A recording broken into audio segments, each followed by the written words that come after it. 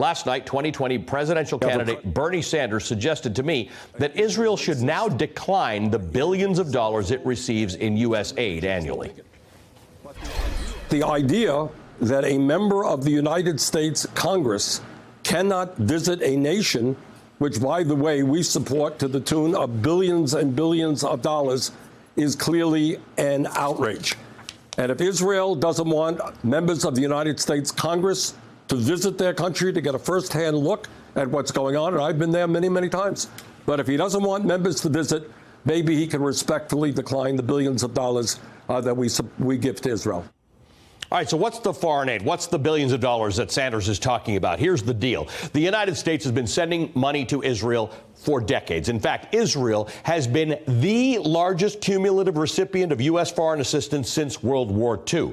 Now, so far, Israel has racked up a total of approximately $142.3 billion in aid. This is bilateral assistance, missile defense funding, and other forms of military aid and cash aid. Just to give you the scope of how much this is annually, Israel received $3.2 billion in aid in the fiscal year 2017 alone. The same year, the U.S. spent more than $46 billion in total foreign aid. About 7% of that went to Israel. The only two countries in 2017 that received more were Afghanistan and Iraq. In 2016, the United States formally signed a foreign aid agreement with Israel. It's the largest aid package in American history.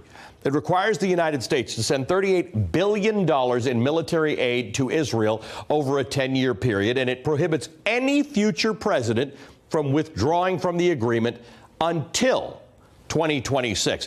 Hey, MSNBC fans, thanks for checking out our YouTube channel. Subscribe by clicking on that button down there and click on any of the videos here to watch the latest interviews and highlights. You can get more MSNBC for free every day with our newsletters. Just visit msnbc.com/newsletters to sign up now.